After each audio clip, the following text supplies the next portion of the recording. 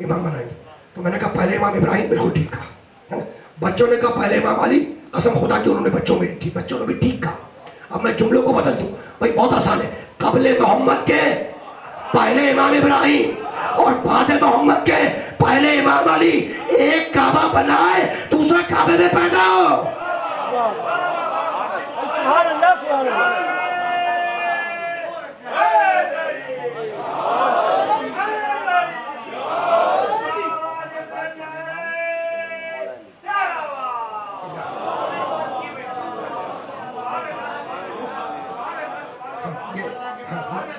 تاکہ کنفیوژن نہ رہے، اس لیے میں نے اس کو مکمل کر کے جملے کو بہت توجہ رکھنا ہے نا. تو ابراہیم امتحان میں پاس ہوئے. اللہ نے ابراہیم کا کچھ کلمات میں امتحان لیا. فَتَمَّهُنَّ، ابراہیم 100% اس امتحان میں پاس ہو گئے. جب امتحان میں پاس ہو گئے تو کیا کہا؟ اِنِّی جَاعِلُکَ لِلنَّاسِ اماما. ابراہیم ہم تم کو پوری انسانیت کا امام بنائیں گے. کب کہا؟ جب امتحان میں پاس ہو گئے، کامیاب ہو گئے. تو امامت امتحان کے بعد ملتی ہے، کارنر میٹنگ سے نہیں ملتی. سبحان اللہ سبحان اللہ. واہ واہ واہ واہ واہ.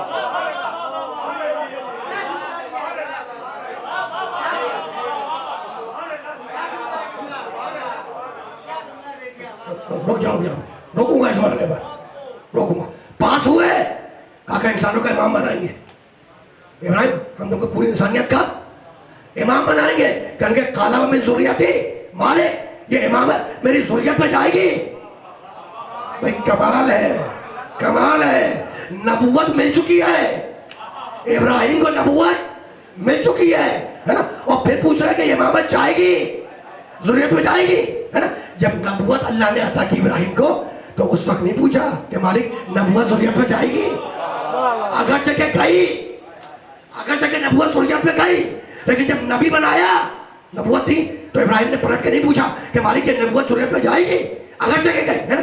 امامت کے لیے پوچھ رہے ہیں کہ مالک یہ ذریت میں جائے گی. تو بات کیا ہے؟ تو بات کیا ہے کہ نگاہ ابراہیم دیکھ رہی تھی کہ نبوت کو ختم ہو جانا ہے، امامت کو قیامت تک جانا ہے. تو میں وہ عہدہ کیوں مانگوں ذریت کے لیے جو ختم ہو جائے؟ وہ کیوں نہ مانوں جس کے ڈانڈے قیامت سے ملے ہو.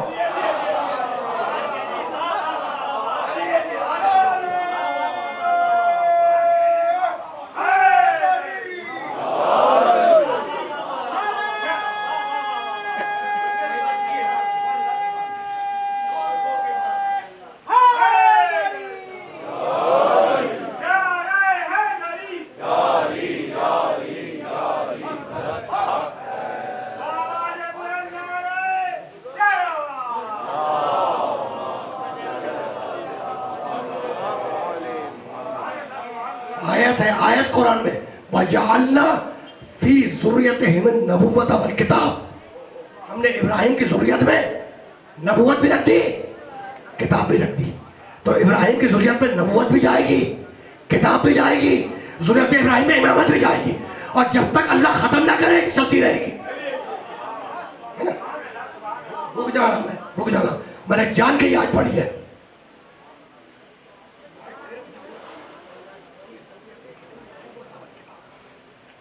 کہ ہم نے ابراہیم کی ذریت میں کتاب اور نبوت دونوں رکھ دی. اور امامت والی میں نے آیت پڑھ دی، انسانوں کا امام بنا کے ذریت میں جائے گی. کہاں جائے گی؟ ظالموں تک نہیں جائے گی، ہے نا. تو ابراہیم کی ذریت میں نبوت اور امامت چلے گی جب تک اللہ ختم نہ کرے، چلتی رہے گی، ہے نا. رک جاؤ، ابراہیم کی ذریت میں امامت ہے نا. بس فرق کو سمجھو، نبوت عطا کردہ ہوتا ہے، امامت ابراہیم کی ڈیمانڈ ہے. بہت توجہ رکھنا، بہت توجہ رکھنا، ہے نا. اچھا اب میں تمہارے خدمت میں جملہ بھی یاد کہا دیا کر دوں. بنی عباس کے بہت سے بادشاہوں کو امام کہا گیا، انہوں نے کہلوایا اپنے آپ کو. بنی امیہ کے بہت سے بادشاہوں نے اپنے آپ کو امام کہلوایا. تو اب یاد رکھنا کہ حکومت اور ہے، امامت اور ہے. میں جملوں کو بتا دوں، امامت اور ہے، ملوکیت اور ہے. بھائی امامت اور ہے، وہ ملوکیت اور ہے. یہ تو سمجھانا ہے کہ امامت اور ہے، ملوکیت اور ہے. اور اب سمجھو، فرق کو سمجھو کہ امامت اور ہے، ملوکیت اور ہے. جب کہا نا کہ ابراہیم ہم تم کو پوری انسانیت ابراہیم پلٹ کے کہہ سکتے تھے کہ مالک تخت نمرود کے پاس، تاج نمرود کے پاس، لشکر نمرود کے پاس، عسکر نمرود کے پاس، دولت نمرود کے پاس، میں یہ کھوکھلی امامت لے کے کیا کروں گا؟ بھائی کہہ سکتے تھے نا کہ بادشاہ نمرود کے پاس، تخت نمرود کے پاس، تاج نمرود کے پاس، لشکر نمرود کے پاس، فوج نمرود کے پاس، دولت نمرود کے پاس، میں یہ کھوکھلی امامت لے کے کیا کروں گا؟ تو ابراہیم کا امامت لے لینا اس بات کی دلیل ہے کہ ملوکیت اور ہے، امامت اور ہے۔ سبحان اللہ سبحان اللہ۔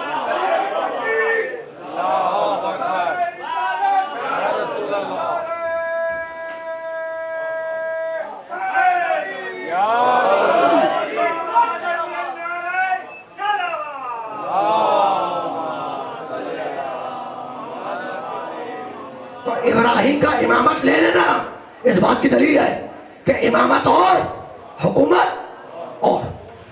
اچھا اب رک جاؤ، حکومت اس مرحلے پر ابراہیم کی ضروریت میں دو ہوتے، نبوت بھی رکھ دی، امامت بھی رکھ دی، دونوں مقام کی آیتیں میں نے پیش کر دی ہے نا۔ اب جب تک اللہ ان عہدوں کو ختم نہ کرے نہ ہونے پائے، اب جب تک اللہ ان دونوں عہدوں کو، نبوت اور امامت کو ختم نہ کرے، یہ عہدے ابراہیم کی ضروریت میں جاتے رہیں گے۔ یہی تو ہے نا، چونکہ نبوت کو ختم ہونا تھا اس لیے ختم نبوت کی آیت تھی ما کان محمد ابا احد من رجالکم وخاتم النبیین۔ نبوت کو ختم ہونا تھا اس لیے ختم نبوت کی آیت تھی۔ اب ختم امامت کی کوئی آیت تمہیں مل جائے تو مجھے بتلا دو۔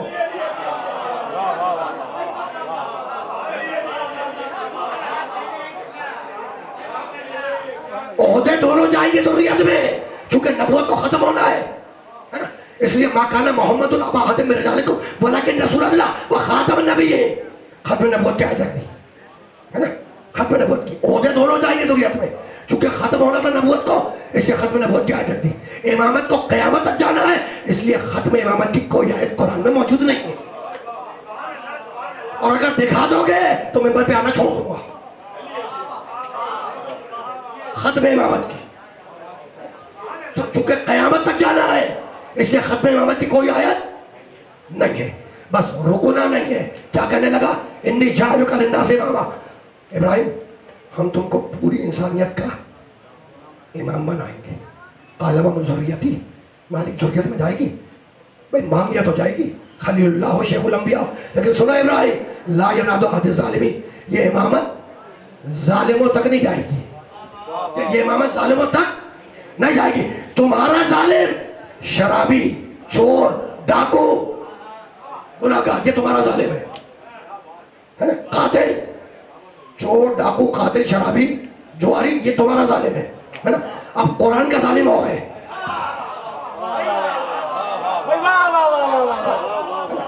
اور قرآن کا ظالم اور ہے، اور بھی واضح کروں گا ہے نا۔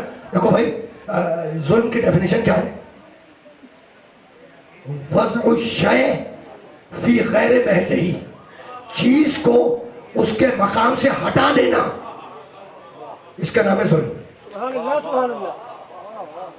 چیز کو اس کے مقام سے، وضع الشیء فی غیر محلہ، چیز کو اس کے مقام سے ہٹا دینا، اس کا نام ہے ظلم ہے نا، یعنی صحیح جگہ پر غلط آدمی کو بٹھا دینا۔ واہ واہ واہ واہ واہ، سبحان اللہ سبحان اللہ۔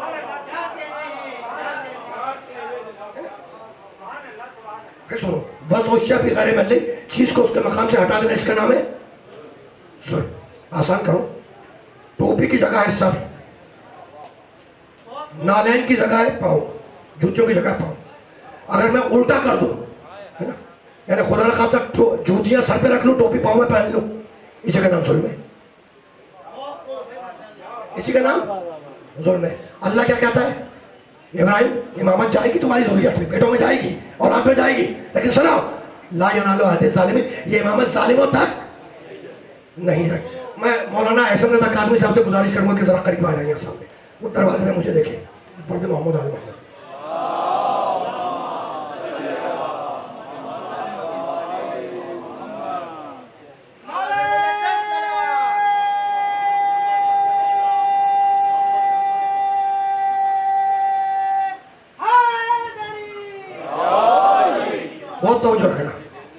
لا ینادو عدد ظالمین ابراہیم امامت ظالموں تک نہیں جائے گی. ظلم کی ڈیفینیشن تم سمجھ گئے. تمہارا ظالم اور قرآن کی اصطلاح جو ظلم کے لیے وہ اور ہے نا. آدم سے ترک اولا ہوا پہلے نبی, ابھی تذکرہ کر کے بتاؤ. آدم علیہ السلام سے ترک اولا, وہ کہا تھا نا لا تقربا هذه الشجرہ, اگر چلے گئے تو کیا ہوگا؟ من الظالمین. کس میں سے ہو جاؤ گے؟ ظالموں سے. منع کیا تھا کہ لا تقربا هذه الشجرہ, خبردار اس شجر کے قریب مت جانا, اس شجر کے قریب مت جانا ہے نا. اب رہا ہوگا جنت میں کوئی باغ اور لگا ہوگا اس میں کوئی شجر, گئے اور جانے کے بعد باغ کا کچھ کھایا. جب باغ کا کچھ کھایا تو اوپر سے نیچے آئے.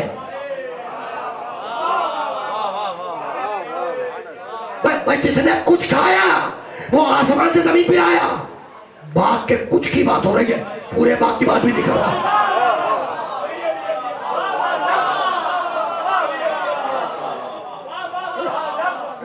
تو وہ تھا ترک اولا. منع دونوں کو کیا تھا, آدم کو بھی ہوا کو بھی. وہ تھا ترک اولا, گناہ نہیں تھا. ترک اولا جو بہت اولا اچھا کام تھا اس کو چھوڑ کر کم اچھا کم اولا کام کیا, اسے کہتے ہیں ترک اولا. گناہ نہیں تھا. اگر گناہ ہوتا تو اللہ جناب ہوا کو بھی ڈانٹتا, انہیں تو نہیں ڈانٹا, آدم علیہ السلام کو ڈانٹا. تو اس کا مطلب یہ کہ وہ کام خلاف انسانیت نہیں تھا. اگر خلاف انسانیت ہوتا تو گناہ ہوتا ہے نا. وہ کیا تھا؟ ترک اولا. جو اولا کام تھا, بہت اچھا کام تھا, اسے چھوڑ کر کم اولا کام کیا. تو تم نے دیکھا کہ جس نے اولا کو چھوڑا وہ جنت سے نکل آ گیا, زمین پہ آیا. جس نے اولا کو چھوڑا, اب اگر کوئی مولا ہی کو چھوڑ دے,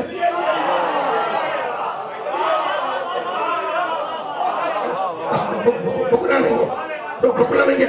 ہاں, مجھے استدلال مکمل کرنا ہے, بہت توجہ رکھنا. ابراہیم اولاد میں ذریت میں جائے گی امامت, لیکن لا ینادو عدد ظالمین امامت ظالموں تک نہیں جائے گی, ہے نا.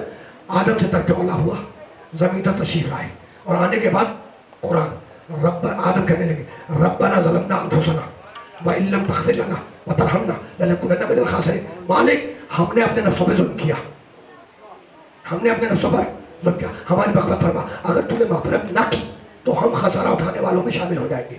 معصوم نبی ہے آدم, کہہ رہے مالک ہم سے ظلم ہو گیا. آدم معصوم نبی ہے, کیا کہہ رہے ہیں کہ مالک ظلم ہو گیا, آدم سے ظلم ہو گیا. اور اب وہ نبی ہے نا جو نینوا سے نکلا, فرات پہ آیا, قوم سے ناراض ہوا, سمندر میں جس لگائی دریا میں, ادھر مچھلی کے پیٹ میں آیا, آواز قدرت آئی خبردار نکلنا مت, ہماری امانت سمجھ کے پیٹ میں رکھنا.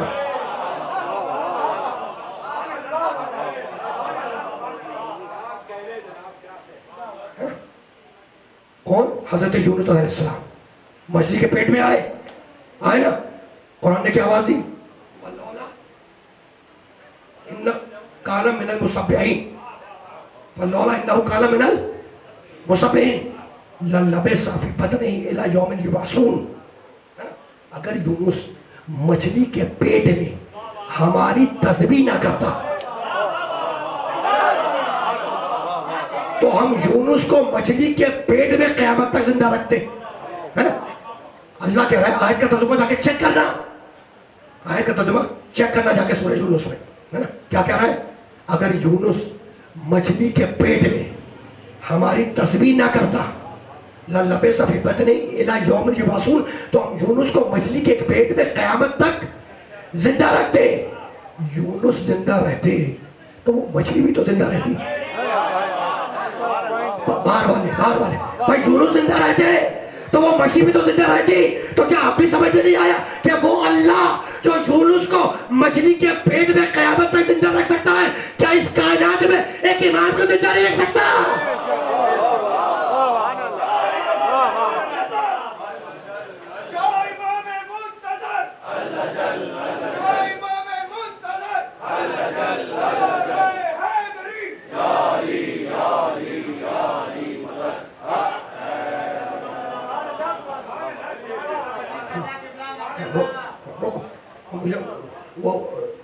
رکو اس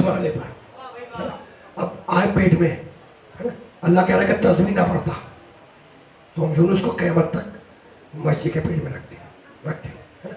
اچھا وہ تسبیح کیا تھی؟ آیت آئے کریمہ لا الہ الا انت سبحانک انی کنت من الظالمین ہے نا. یونس نے اعتراف کیا کہ مالک میں ظالموں سے تھا.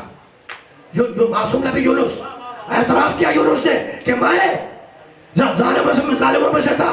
تو آدم نے کہا کہ میں ظالم, یونس نے کہا کہ میں ظالم, اور آج نے کہا کہ یہ امامت ظالموں تک نہیں جائے گی. تو وہ امامت جو معصوم نبیوں کو نہ ملے وہ عرب کے بدوؤں کو کیسے مل جائے گی؟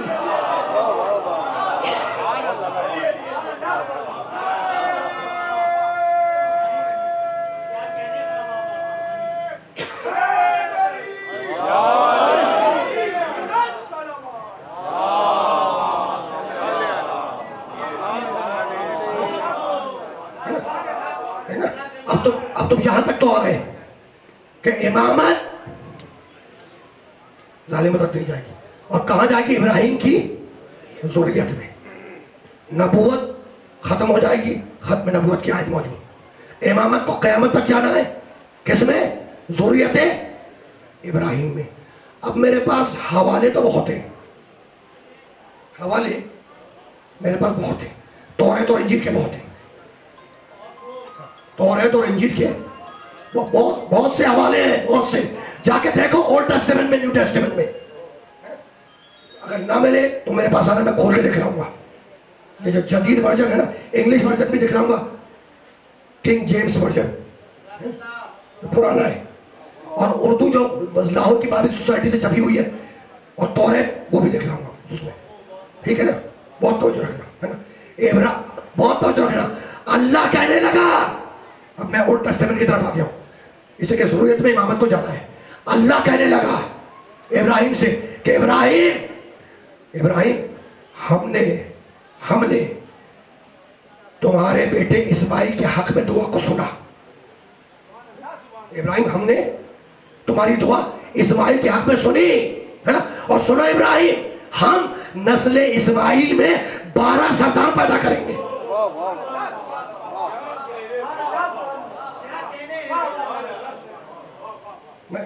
میں نے یعنی پوری 2-3 آیتیں ہیں, میں نے پوری یعنی توریت کی میں نے پوری ڈیٹیل میں نہیں بیان کی, خلاصہ بیان کیا ہے کہ ابراہیم ہم تمہاری نسل کو خوب پڑھائیں گے, اسے قائم رکھیں گے, اور تمہاری نسل میں 12 سردار پیدا کریں گے. تو نسل اسماعیل کے 12 سردار کون ہیں؟ بتلاؤ نا کہ نسل اسماعیل کے یہ 12 سردار ہے کون ہے نا. یہ اولڈ ٹیسٹمنٹ رائٹ. اور اب آ جاؤ جناب المودت, شیخ سلیمان قنطوطی رحمۃ اللہ علیہ, یہودی عالم آیا, بہت بڑا عالم یہودی, نبی کے پاس آیا. آنے کے بعد اس نے, اچھا نبی کو نبی تو مانتا نہیں ہے نا, آیا آ کے کہنے لگا محمد کچھ سوال کروں. محمد یہودی عالم ہے, بہت بڑا عالم ہے, حوالہ میں نے کتاب کا دے دیا, اور کتابیں بھی ہیں, ایک ہفتے میں جو کتابوں نے حوالہ آپ کو دے دیا ہے نا. نبی کے پاس آیا یہودی عالم بہت بڑا, اور آ کے کہنے لگا محمد تم سے کچھ سوال کروں, کچھ پوچھو ہے نا. کہا پوچھو, جو جی میں آئے پوچھو. یہ نہیں کہا کہ پہلے سوال بتلاؤ, اسے کہتے ہیں نبوت. کہا پوچھو, جو بھی چاہو پوچھو. اب اس نے پہلے ربا سے متعلق سوال کیے, سود سے متعلق سوال کیے. نبی نے جواب دیا, کہنے لگا صدقنا, تم نے سچ کہا, تم نے سچ کہا ہے نا. اس کے بعد کہنے لگا محمد کچھ اور پوچھو. کہا پوچھو. کہا کہ محمد جس طرح میرے نبی موسیٰ کے کچھ وصی ہیں, یوشع ابن نون ہے نا, شمعون یوشع ابن نون وغیرہ وغیرہ, کیا تمہارے بھی کچھ وصی ہوں گے؟ کہا کہ ہاں ہوں گے. میرے بھی کچھ وصی ہوں گے. کہا کتنے ہوں گے؟ کہا کہ 12 ہوں گے. اپنے گھر کی کتاب سے نہیں سنا رہا, یا نام المودت. یہودی عالم پوچھا کتنے ہوں گے؟ نبی نے کہا 12 ہوں گے. کہا محمد ذرا نام بھی تو سناؤ, محمد ذرا ان کے نام بھی تو بتلاؤ. ایور بتلا رہے ہیں کہ اپنی کتابوں میں چیک کر کے آیا ہے, صرف تصدیق کرنا چاہتا ہے. محمد ذرا نام تو بتلاؤ. کہنے لگے پہلا ابو طالب کا بیٹا علی, دوسرا علی کا بیٹا حسن, تیسرا علی کا بیٹا حسین, اور اس کے بعد جو آگے 9 آئیں گے وہ حسین کی نسل سے آئیں گے. اس کے آگے جو 9 آئیں گے وہ حسین کی نسل سے آئیں گے. کہنے لگا محمد ذرا ان کے نام بھی تو گنواؤ, سناؤ. وہ جو آگے حسین کی نسل سے آئیں گے ذرا ان کے نام بھی تو بتلاؤ, ہے نا. نبی نے 12 تک نام بتلائے, ہے نا, 12 تک. چوتھا حسین کا بیٹا زین العابدین, 5واں زین العابدین کا بیٹا محمد باقر, ہے نا. رسول نام لیتے جا رہے ہیں ولدیت کے ساتھ, اور وہ ہر نام پہ کہہ رہا ہے صدقنا, تو نے سچ کہا, صدقنا تو نے سچ کہا, صدقنا تو نے سچ کہا. خدا کی قسم ایسا لگتا ہے کہ پرانی کتابوں میں توریت میں نام دیکھ کر آیا ہے, بس ویریفائی کرنا چاہتا ہے. تو افسوس اسی بات کا ہوتا ہے کہ یہودیوں کی اپنی کتاب میں یہ نام ترتیب کے ساتھ مل گئے, آپ کو آج تک نہ ملے.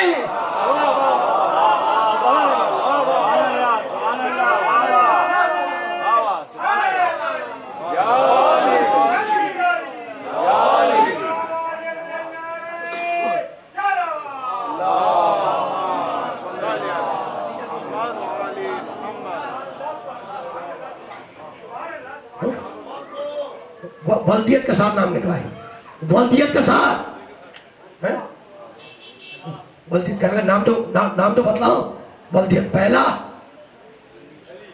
نہیں, ولدیت کے ساتھ پہلا ابو طالب کا بیٹا علی, دوسرا علی کا بیٹا حسن, تیسرا علی کا بیٹا حسین, چوتھا حسین کا بیٹا علی, 5واں علی کا بیٹا باقر, محمد باقر. ولدیتوں کے ساتھ نام گنائے.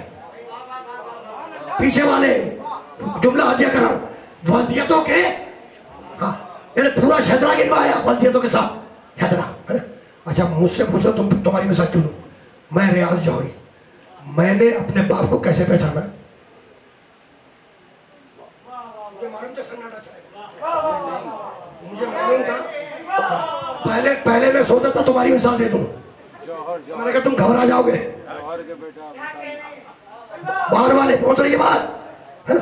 تو تمہاری مثال نہیں دے رہا ہوں, اپنے اوپر رکھ رہا ہوں. بھائی میں نے اپنے باپ کو کیسے پہچانا؟ میری ماں نے پہچان پایا, میری ماں نے بتایا کہ تمہارے باپ ہے. مجھے کیا معلوم کون میرا باپ ہے؟ میں نے اپنے باپ کو کیسے پہچانا؟ میری ماں نے بتایا کہ یہ تمہارے باپ ہے. یہی تو ہے نا. آپ نے اپنے والد کو کیسے پہچانا؟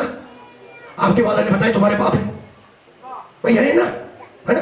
تو دنیا کا کوئی انسان, جملے کی طاقت کو سمجھنا, دنیا کا کوئی انسان اپنا شجرا اپنی ماں کے علاوہ بیان کر ہی نہیں سکتا. باہر والے بات بات رہی ہے. بھائی دنیا کا کوئی انسان اپنا شجرا اپنی ماں کے علاوہ بیان نہیں کر سکتا. بھائی میں نے اپنے باپ کو کیسے پہچانا؟ میری ماں نے پہچانا ہے تمہارے باپ, میں نے مان لیا. تو دنیا کا کوئی انسان, پھر کسی دفعہ کہہ رہا ہوں, کوئی انسان اپنا شجرا اپنی ماں کے علاوہ بیان نہیں کر سکتا, ہے نا, ہے نا. یہی تو ہے نا. ماں نے بتلایا, گواہی ماں نے دی, ٹھیک. آگے عورت کی گواہی, عورت کی گواہی, عورت کی گواہی آدھی گواہی ہے. بھائی عورت کی گواہی آدھی گواہی ہے, ناقص گواہی ہے. تو اب سمجھ میں آیا کہ ساری دنیا کے انسانوں کا شجرا رکا ہوا ہے ایک عورت کی ناقص گواہی پر. اکیلا آل محمد کا شجرا ہے جو رکا ہوا ہے محمد مصطفیٰ کی گواہی پر.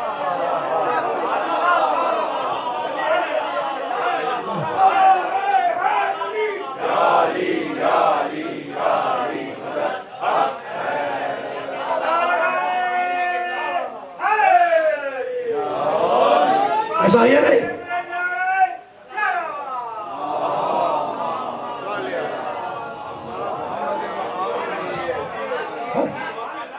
ٹھیک ہے, اکیلا محمد مصطفیٰ کا, آل محمد کا شجرا اکیلا ہے جو محمد مصطفیٰ کی گواہی پر رکا ہوا ہے. سوچنا میں نے کہا کیا کہ کوئی انسان, پھر دوہرا رہا ہوں, کوئی انسان اپنا شجرا اپنی ماں کے علاوہ بیان نہیں کر سکتا. تو ساری دنیا کے انسانوں کے شجرے رکے ہوئے ہیں, ٹکے ہوئے ہیں ایک عورت کی ناقص گواہی پر. اکیلا آل محمد کا شجرا ہے جو رکا ہوا ہے محمد مصطفیٰ کی گواہی پر. کون محمد مصطفیٰ؟ ما کان محمد ابا احد من رجالکم ولکن رسول اللہ و خاتم النبیین. کون؟ جو انبیاء کا خاتم ہے. میرا دوست مجھ سے پہلے کچھ اشعار پڑھ رہا تھا اور اس میں اس نے امام حسن کا تذکرہ کیا نہیں کیا تھا نا. بس 2 جملے مجھ سے بھی سن لو. یہ کہ ڈے آفٹر ٹمارو جو شب لگ جائے گی امام حسن کی شہادت کی. یہ آیہ ختم نبوت کہلاتی ہے. کیا آیہ ختم نبوت؟ کتاب کا نام ہے سر الشہادتین.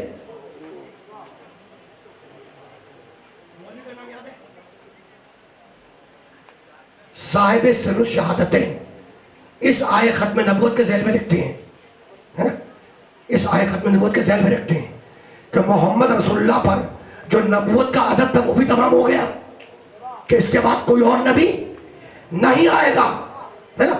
اور فضیلتوں کا بھی تمام ہو گیا محمد مصطفیٰ پر. یعنی وہ فضیلتیں, وہ فضائل جو انبیاء کرام میں الگ الگ بکھرے ہوئے تھے, ان ساری فضیلتوں کو اللہ نے محمد مصطفیٰ میں جا کر جمع کر دیا.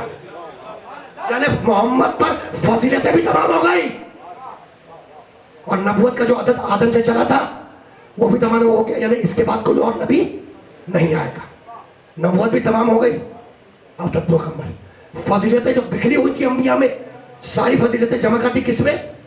محمد مصطفیٰ میں. فضیلتوں کا بھی تمام ہو گیا, نبوت کا بھی تمام ہو گیا. اس کے بعد لکھتے ہیں صاحب سر الشہادتین.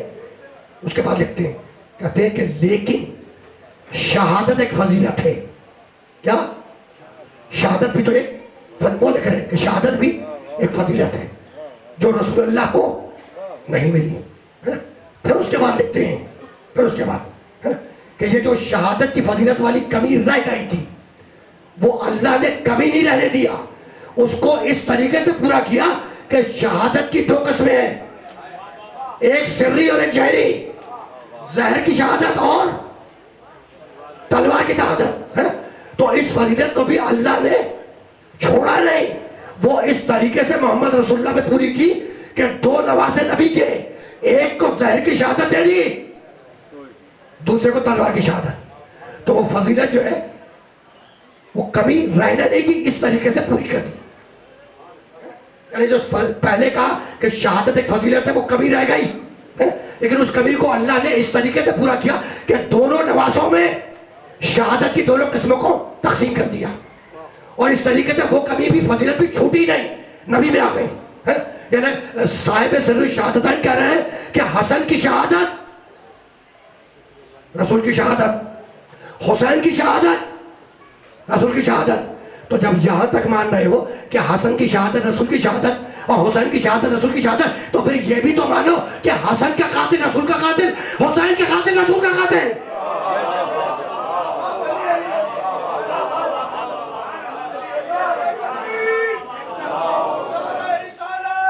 کی بات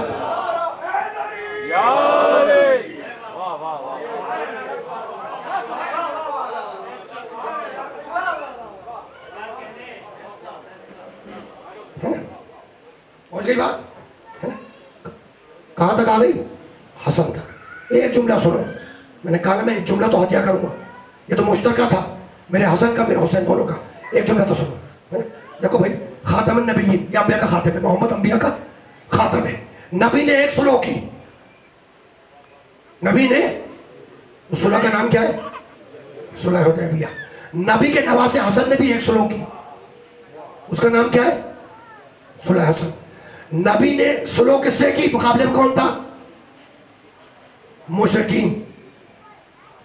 محمد رسول اللہ نے جو صلح کی صلح حدیبیہ, مقابلے میں کون تھا؟ مشرکین. نبی کے نواسے حسن نے بھی ایک صلح کی یا نہیں کی؟ ہے نا. تو حسن تو محمد رسول اللہ کی نمائندگی کر رہے تھے.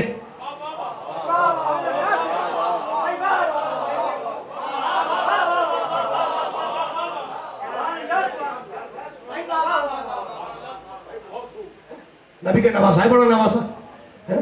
اور مجھے چیلنج مت کرنا, میرے پاس ابھی بھی اتنے حوالے ہیں تورات اور انجیل کے اور ہندو کتابوں کے کہ میں تمہیں نماز فجر تک جو ہے نا وہ سنا کے یہ تمہارے سامنے پنجتن بھی ثابت کروں گا اور 12 امام بھی ثابت کروں گا. اتنے حوالے میرے حافظے میں ہیں اس وقت, ہے نا. لیکن دامن وقت میں گنجائش نہیں ہے. اسے روک رہا ہوں. ہو گئی نا بات.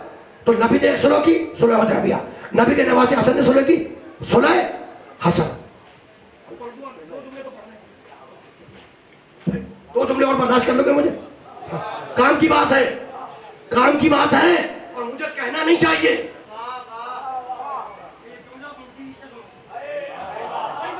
مجھے کہنا نہیں چاہیے.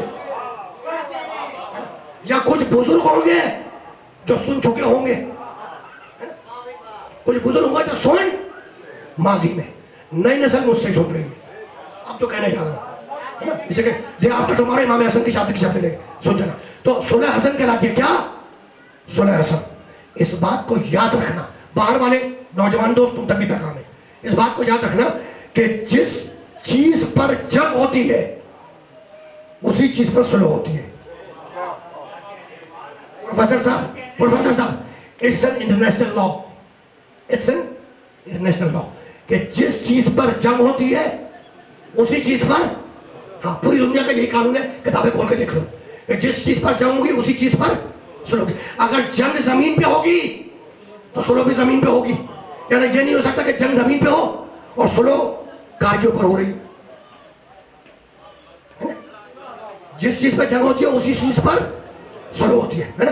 اب سنو, شام کے بادشاہ نے, شام کے بادشاہ نے کوڑا کاغذ بھجوایا حسن ابن علی کے پاس, حسن مشتاق کے پاس, اور کہا کہ حسن, کوڑا کاغذ بھجوایا, کہا کہ حسن جو بھی شرطیں ہوں گی مجھے منظور ہوگی, اس میں لکھ دو. امیر شام نے, بادشاہ شام نے کوڑا کاغذ حسن کے پاس بھجوایا کہ تمہاری جو بھی شرطیں ہیں مجھے منظور, اس پہ لکھ دو, ہے نا. کس نے بھجوایا کاغذ؟ شام کے بادشاہ نے. کیا کہہ کے بھجوایا کہ حسن جو بھی شرطیں اس پہ رکھو منظور ہے, جو بھی شرطیں لکھ دو منظور ہے نا. یہ شرطیں ہارنے والا منواتا ہے یا جیتنے والا؟ باہر والے.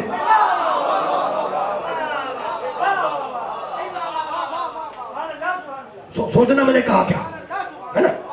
کوڑا کاغذ دیا, کوڑا کاغذ بھجوایا حسن کے پاس, ہے نا, کہ جو بھی شرطیں لکھو مجھے منظور ہے. کوڑا کاغذ بھجوایا, یعنی میں کہنا یہ چاہ رہا ہوں کہ کل جو نبی کو کاغذ نہیں دے رہا تھا آج حسن کو کاغذ دے بیٹھے.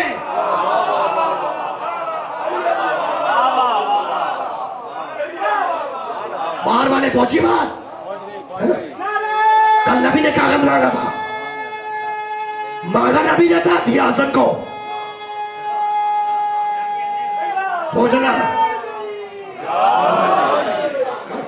بس. دیکھو تو میرے وقت میں گنجائش نہیں ہے, 7 دقیقے ہو گئے اور مجھے 2 جملے کہنے میں گئے مسائل کے, کل 2 جملے, مسائل بھی بہت طویل نہیں ہوں گے. ٹھیک, تو جس چیز پر جنگ ہوتی ہے اسی چیز پر صلح ہوتی ہے. حسن نے صلح نامہ لکھا, بسم اللہ الرحمن الرحیم.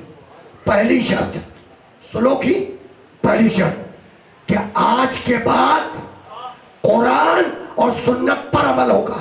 آج کے بعد قرآن اور سنت پر عمل ہوگا. جس چیز میں جنگ ہوتی ہے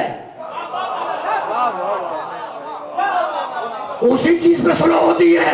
اگر آج سے پہلے قرآن اور سنت پہ عمل ہو رہا ہوتا تو حسن یہ نہ لکھتے.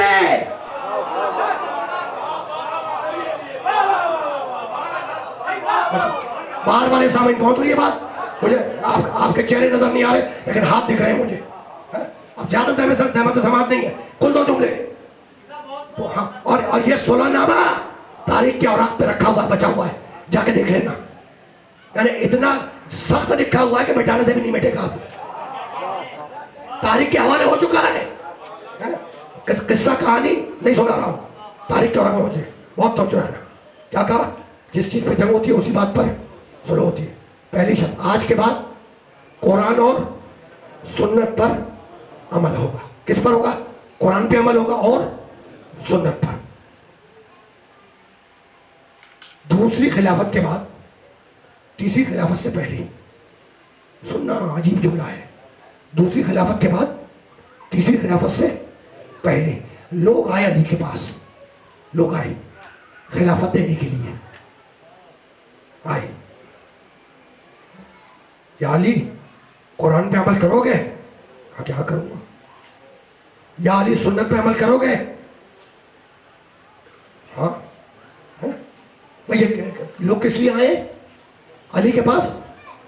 खिलाफत देने के लिए लोग आए, है ना।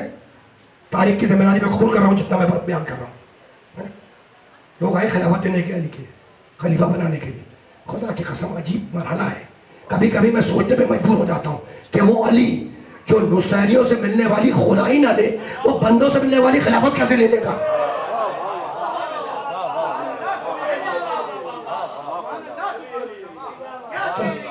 सुनो फिर सुनो, पीछे वाले फिर कुल एक ये जुमला एक इसके बाद का जुमला, फिर मैं गया मसाइल की तरफ, ज्यादा जहमत से समाप्त देंगे।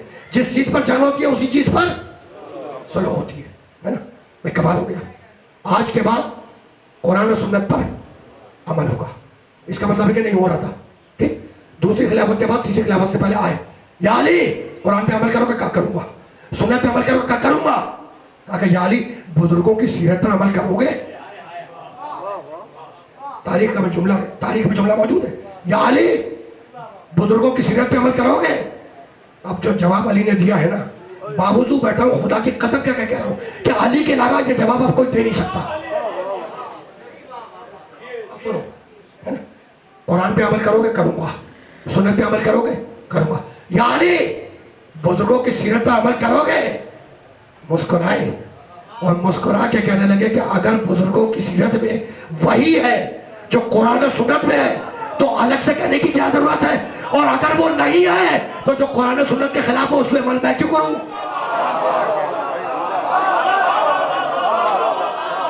अली के अलावा कोई कह नहीं सकता।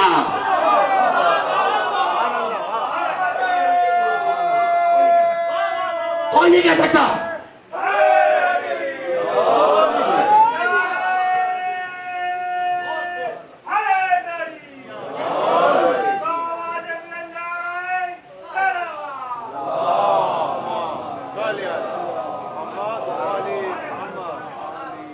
और कई बात, ठीक है। कुरान पे अमल करोगे, करूंगा। सुन्नत पे अमल करोगे, करूंगा।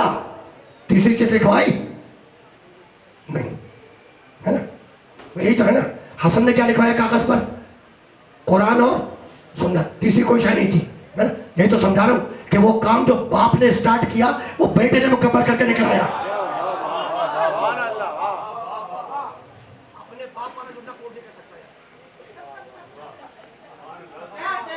मेरे दोस्त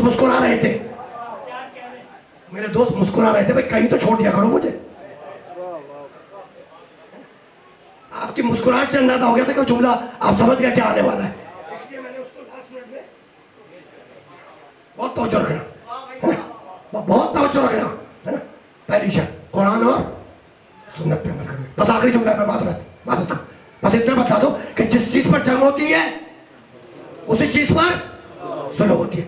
दूसरी शर्त हसन लिखवा रहे, दूसरी शर्त आज के बाद अली इब्ने अबी तालिब पर सब शितम नहीं होगा। मुझे मालूम था कि ये सुनकर सन्नाटा था भी होगा, और इस सन्नाटे को तोड़ूंगा अभी। देखना क्या कह रहे हसन, क्या कह रहे कि आज के बाद सुनो में, आज के बाद अली इब्ने अबी तालिब पर सब शितम, यानी अली को मैं सब शितम का ठेठ तर्जुमा मिंबर से नहीं कर सकता, मजबूरी है। तो मैं आसान जो लफ्ज मेरे करीब सामने दिख रहा है उसमें बच्चों को इधर है बैठे समझा रहा हूं, है ना। हसन क्या लिखवा रहे सुना में कि आज के बाद अली इब्ने अबी तालिब पर सब शितम नहीं होगा, यानी अली इब्ने अबी तालिब को बुरा भला नहीं कहा जाएगा। आज के बाद अली इब्ने अबी तालिब को बुरा भला नहीं कहा जाएगा। जिस चीज पर जंग होती है उस चीज पर सुलह होती है। इसका मतलब यह है कि इससे पहले अली को बुरा भला कहा जा रहा था, है ना। बस आखिरी जुमला है और सुन लेना जो मैं पैगाम देना चाह रहा हूं। इसका मतलब यह है कि इससे पहले अली को बुरा कहा जा रहा था, है ना। भाई मुसलमानों में दो ही फिक्रें हैं, मुसलमानों में दो ही नजरिए हैं। एक अली को पहला मानता है, दूसरा अली को चौथा मानता है। ना पहला अली को बुरा भला कहता है, ना चौथा अली को बुरा भला कहता है। ये कौन सा मुसलमान था जो अली को बुरा भला कह रहा था?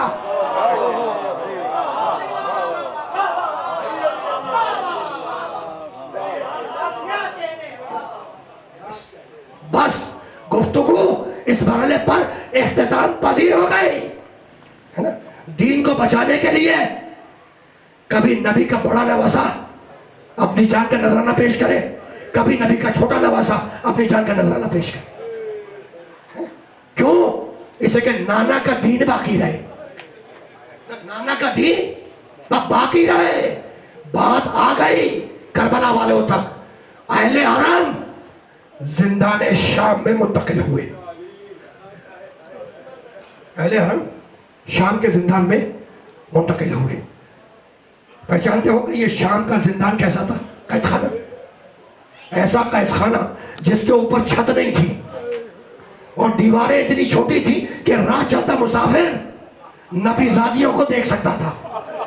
یہی سبب ہے کہ بیویاں کبھی پیر پھیلا کر بیٹھ نہ سکیں.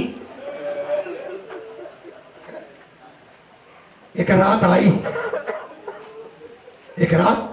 آئی کہ یزید کی بیوی ہندہ، جسے مرثیہ کو ہند نظم کرتے ہیں، یزید کی بیوی ہندہ وہ اپنے حجرے میں سو رہی تھی.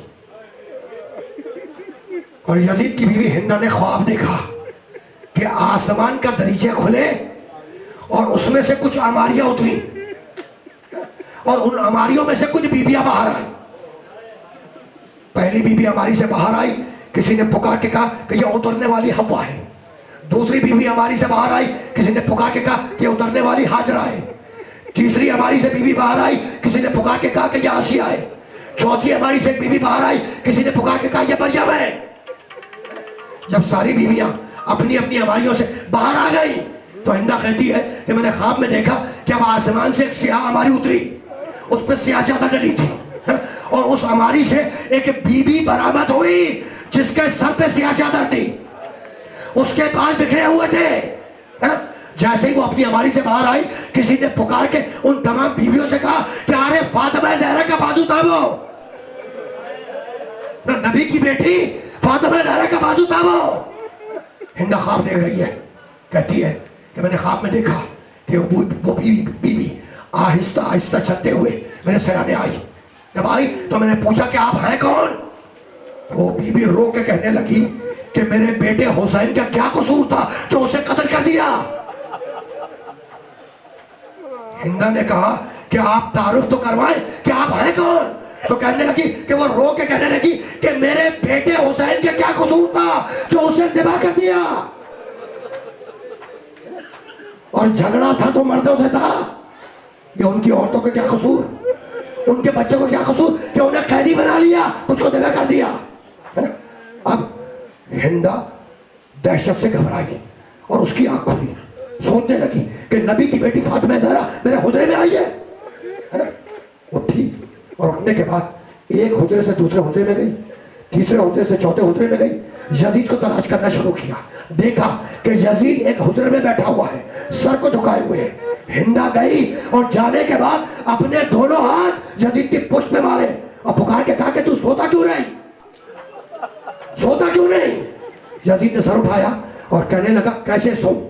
جیسے ہی بستر پر لیٹ کے آنکھ بند کرتا ہوں، اللہ کا رسول سامنے آتا ہے، اپنی سفید داڑھی کو تھام کے کہتا ہے کہ میرے بیٹے حسین کا کیا قصور تھا جو اسے کربلا میں ذبح کر دیا. اور جھگڑا تھا تو مردوں سے تھا. یہ عورتوں کا کیا قصور جنہیں قیدی بنا لیا، بچوں کا کیا قصور جنہیں قیدی بنا لیا. ہندہ نے یہ سنا اور کہنے لگی یزید سے کہ رہا کیوں نہیں کرتا اہل حرم کو. کہا صبح ہونے دے، صبح ہونے دے، رہا کروں گا. صبح ہوئی، قاصد بھیج کے سید سجاد کو بلوایا. قاصد آیا، سجاد تمہیں یزید نے بلایا ہے.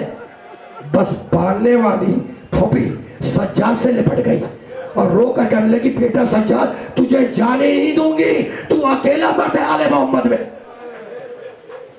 سب تو قتل ہو گئے، تجھے جانے نہیں دوں گی. سجاد نے تسلی دی، کہا پھوپھی اماں تسلی رکھے، میں ابھی یزید سے مل کے آتا ہوں. سید سجاد آئی. یزید نے اپنے قریب سجاد کو بٹھایا، صورت دیکھی اور کہا سجاد آج سے ہم نے تمہیں رہا کیا، جدھر جی چاہے چلے جاؤ. بس یہ سننا تھا کہ سجاد نے رونا شروع کیا اور رو کے کہنے لگا یزید تجھے تو معلوم ہے نا کہ جب سے بابا شہید ہوئے ہیں قافلے کی سرداری میرے پاس نہیں ہے، پھوپھی زینب کے پاس ہے.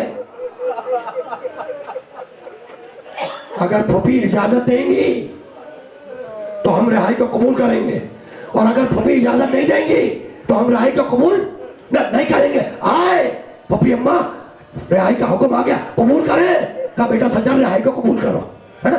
جب رہائی قبول کی تو مقتل لکھتا ہے کہ ایک لوہار بلوایا گیا، لوہار، اور جب لوہار نے سجاد کے گلے کا توق خاردار کاٹا تو مقتل لکھتا ہے کہ گوشت کھل چکا تھا، گلے کی ہڈیاں نظر آ رہی تھی۔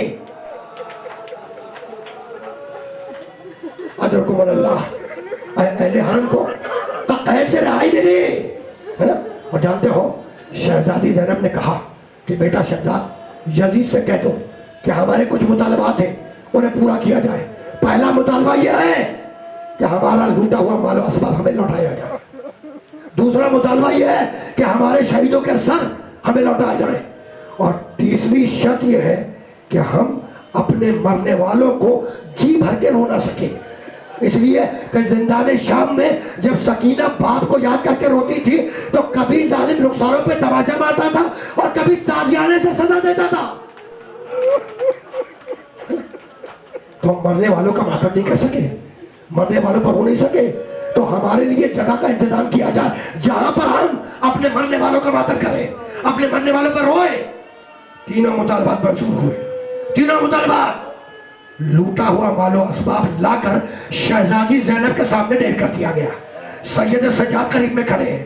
ایک مرتبہ زینب نے سروں سے چھینی ہوئی چادریں اٹھائی، انہیں ایک طرف رکھ دیا، پازیب اٹھائے، انہیں ایک طرف رکھ دیا، کانوں سے نوچی ہوئی بالیاں اٹھائی، انہیں ایک طرف رکھ دیا، جھولداریاں اٹھائی، انہیں ایک طرف رکھ دیا، خلخالے اٹھائے، انہیں ایک طرف رکھ دیا۔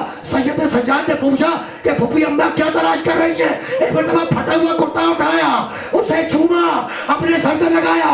سجاد نے پوچھا پھپھی اماں یہ کیا ہے؟ تو رو کے کہنے لگی کہ اماں فاطمہ اس کرتے کو سیتی جاتی تھی اور روتی جاتی تھی اور کہتی تھی زینب میں نہ رہوں گی، جب حسین رخصت آخر کو آئے تو اپنے ہاتھوں سے پہنا دینا، اور جب مدینے آنا تو میری قبر پر رکھ دینا۔ اجرکم اللہ، تو دو تم لوگ کی ضرورت ہے، اجرکم اللہ۔ لوٹا ہوا مال و اسباب اہل حرم کو واپس ملا، شہیدوں کے سر لائے گئے، شہیدوں کے سر لائے گئے، ورثوں کو دیے گئے۔ مقتل لکھتا ہے کہ ہر بی بی اپنے وارث کا سر اپنے زانو پہ رکھ کر بیعت کر رہی تھی۔ ام لیلہ کے زانو پہ علی اکبر کا سر تھا، ام فروا کے زانو پر قاسم ابن حسن کا سر تھا۔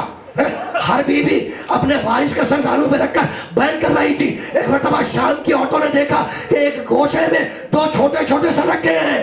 کسی بوڑھی عورت نے پکار کے کہا کہ کیا ان بچوں کی ماں نہیں ہے، زندہ نہیں ہے؟ زینب نے سر اٹھایا، کہا کہ ان بچوں کی ماں میں ہوں، لیکن بھائی کا ماتم کروں یا بچوں کا ماتم کروں؟ آخری جملہ، قافلہ مدینے کے لیے تیار ہوا، قافلہ مدینے واپسی کے لیے تیار ہوا۔ جب قافلہ چلنے لگا تو شہزادی زینب نے پکار کے سجاد سے کہا کہ بیٹا سجاد بشیر سے کہہ دو کہ قافلے کو زندان شام کے سامنے سے گزارا جائے۔ قافلہ آیا اور زندان شام کے سامنے رک گیا۔ کہا سجاد بشیر سے کہو کہ جا کے کہہ دے شام کی عورتوں سے کہ ان کے نبی کی بیٹی ہے نا، ان سے کچھ باتیں کرنا چاہتی ہے۔ شام کی عورتیں آئیں، شہزادی زینب کے ناکے کو گھیر کے کھڑی ہو گئے۔ شہزادی نے محمل سے سر نکالا اور کہا شام کی عورتوں، اللہ نے تمہیں صاحب اولاد کیا، اللہ تمہارے بچوں کو سلامت رکھے۔ ہمارے پاس بھی ایک بچی تھی جسے زندان شام کے اندھیرے میں چھوڑ کے جا رہے ہیں، کاروبار دنیا سے فرصت ملے تو ایک چلو پانی اور ایک دیا اس کی قبر پہ جلا دینا۔ اجرکم اللہ۔ قافلہ چلا، چہلم کی صبح تھی جب قافلہ کربلا میں پہنچا۔ یہ ہے تقریر کا آخری جملہ۔ چہلم کی صبح تھی جب اہل حرم کربلا میں وارد ہوئے، بیبیاں اپنے اپنے ناکوں سے اتری، اور اسی چہلم کی صبح نبی کا بوڑھا صحابی جابر ابن عبداللہ انصاری، جسے آنکھوں سے ٹھیک سے نظر نہیں آتا، اس نے غسل کیا، غلام کو بلایا اور غلام سے کہا کہ مجھے لے کے چل میرے مولا حسین کی قبر پر۔ اب بوڑھا صحابی ہے، آنکھوں سے ٹھیک سے دکھائی نہیں دیتا۔ ایک مرتبہ جابر نے اپنا ہاتھ غلام کے کندھے پر رکھا اور کہا کہ چل قبر حسین کی طرف۔ پوچھا غلام سے کہ اب میرے مولا کی قبر کتنے قدم؟ کہا کہ جابر 200 قدم. پھر کوئی دور چلے, کہا کہ اب کتنے قدم رہ گئی؟ کہا جابر 150 قدم. پھر کوئی دور چلے, کہا کہ اب کتنے قدم؟ کہا کہ 100 قدم.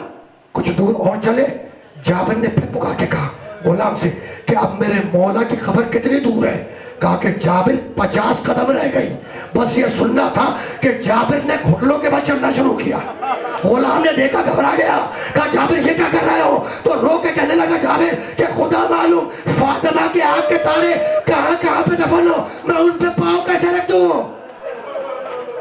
آخری جملہ, جابر گھٹنوں کے بعد چلتا ہوا آیا, حسین کے قبر کے پہلو میں پہنچا اور بے اختیار قبر پہ گرایا اور کہا مولا آپ کا غلام جابر آیا ہے. آخری جملہ, جابر نے قبر حسین پہ بیٹھ کر رونا شروع کیا. کچھ دیر گزری, کسی نے پکار کے کہا کہ جابر ہٹ جا, جابر ہٹ جا. کہا کہ نہیں میرے مولا کی قبر ہے. کچھ دیر اور گزری, جابر گریا کرتا رہا. پھر کسی نے کہا کہ جابر ہٹ جا, کہا کہ نہیں میرے مولا کی قبر ہے, میں یہاں سے نہیں ہٹوں گا. کسی نے کندھے پہ ہاتھ رکھا کہ جابر اب تو ہٹ جا, کہا کہ نہیں ہٹوں گا, یہ میرے مولا کی قبر ہے. ایک مرتبہ قبر حسین سے آواز آئی, جابر ہٹ جا, میری بہن سے نہ مار.